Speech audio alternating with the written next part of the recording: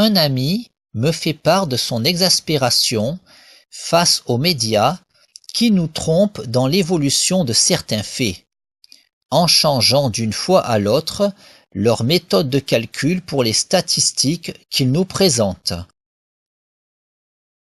J'approuve sa critique avant d'ajouter « D'autant qu'en mathématiques, on nous enseigne de fonder ces calculs toujours selon la même méthode d'une fois à l'autre pour comparer des statistiques. »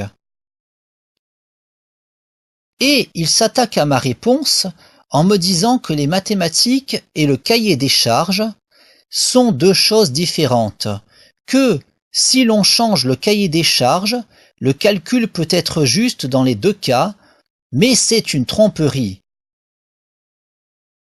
Je lui dis que je ne dis pas le contraire, que c'est bien une tromperie, mais je lui répète que, dans cette branche des mathématiques que sont les statistiques, on est censé fonder ses calculs toujours selon la même méthode d'une fois à l'autre. Et il me maintient le contraire.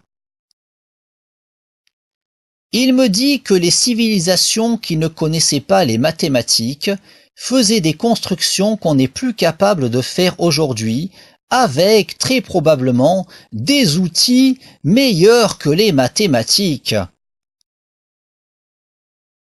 J'ai envie de lui dire que je n'ai rien à gagner dans ce combat, que j'ai juste à prouver son jugement sur la tromperie des médias dans le calcul des statistiques, en soulignant qu'en statistique, on est de toute façon normalement censé faire les calculs toujours de la même méthode d'une fois à l'autre. Et il devient virulent. Et il me fait des reproches sur mes différences. Et il me donne des leçons sur la vie. Et il me dit que je dois changer, que je dois apprendre à m'adapter aux autres. Et comme toujours, depuis des années, lors de simples conversations amicales, il ne peut s'empêcher de me lancer dans un conflit hegelien de conscience de soi.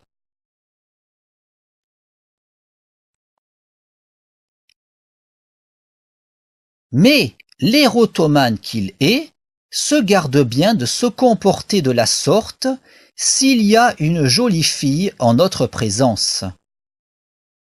D'autant qu'il me l'a dit, avec les filles, il faut savoir se vendre. Et il m'a dit que je ne savais pas me vendre. Mais moi, je ne veux pas me vendre. Je ne porte pas de masque en société.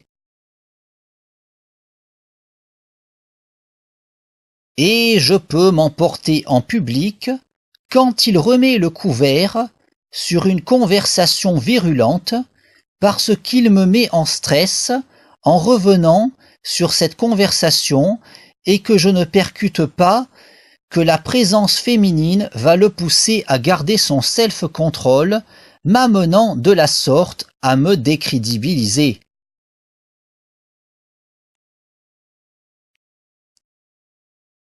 Cet ami est d'une intelligence certaine, mais ses pulsions érotomaniaques l'ont empêché de creuser son potentiel intellectuel.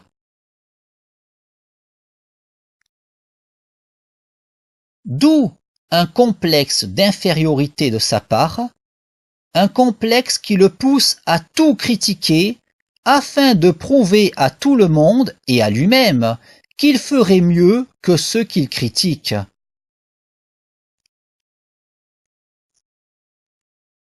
Il critique tout et tout le monde, soutenant qu'il ferait tout mieux que tout le monde. Et il met fréquemment les autres au défi. Quand il apprend que quelqu'un a le baccalauréat, il lui dit que le sien vaut plus parce qu'il l'a eu avant telle réforme.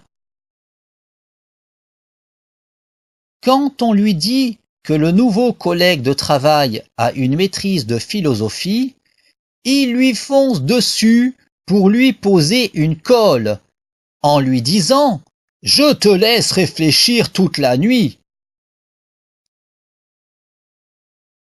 Et il me dit fièrement qu'il a mis son collègue de travail face au fait qu'en dépit de sa maîtrise, ce dernier lui était inférieur en philosophie. Il m'a dit que son collègue était con. Son collègue était peut-être con, mais il ne lui avait rien fait. Quel besoin avait mon ami de mettre son nouveau collègue de travail au défi? Quand j'apprends que dans mon entourage, un tel a fait des études de philosophie, je n'ai jamais eu envie de mettre la personne au défi. Certes, le philosophe que je suis a eu envie d'aborder des réflexions philosophiques avec la personne. Certes, je me suis souvent aperçu que la personne ne parvenait pas à me suivre, mais je n'ai jamais cherché à la mettre mal à l'aise.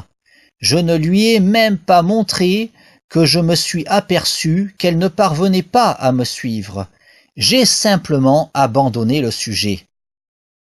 Et on est revenu à des sujets de conversation qui nous convenaient à tous les deux. Parce que je n'ai nul besoin de lancer les autres dans un conflit hegelien de conscience de soi. Mais cet ami, lui, il vit pour ses pulsions érotomaniaques, qui monopolisent son temps.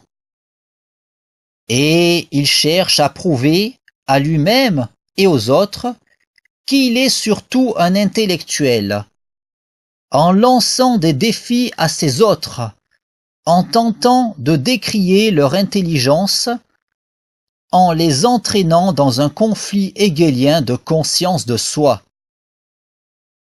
Et il en fait de même avec moi depuis des années. Quoi